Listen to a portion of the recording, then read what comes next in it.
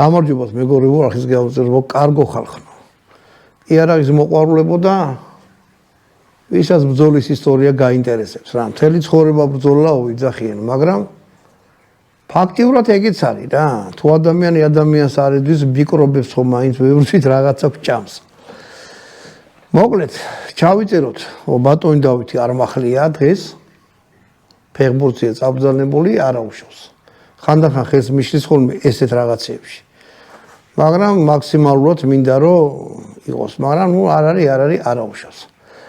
ჩავიწეროთ კიდევ ერთი საბრძოლო შეცდომა, მოგიყვებით თუ გაინტერესებთ, გავგამელის ბრძოლაში ალექსანდრე მაკედონელი და დარიოსი შეეტაკნენ ერთმანეთს. ანუ ორი ჯარი, ორი ცივილიზაცია და ორი ყოვლად განსხვავებული მსოფლმხედველობა. და მაგ ბრძოლაში მოიგო ალექსანდრემ, ნუ ეგ ყველა მიცის, ლაშქრა საბერძნეთში.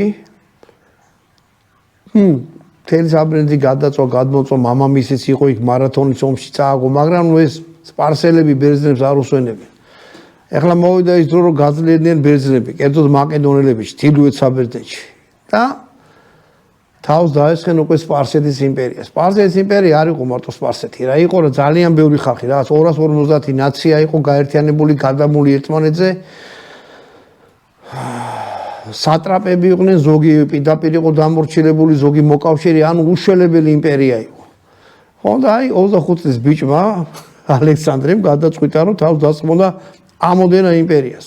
გადავიდა საბერძნეთიდან შემოვიდა იმაში, რა ქვია, სპარსეთის იმაში იმპერიაში და დარიოსის სამფლობელოებს დაერია. რამოდენიმე ბრძოლა მოიგო, დარიოსი შტერი არ იყო რა. ეხლა ისეც არა ფიქრობდა, რომ არ იქა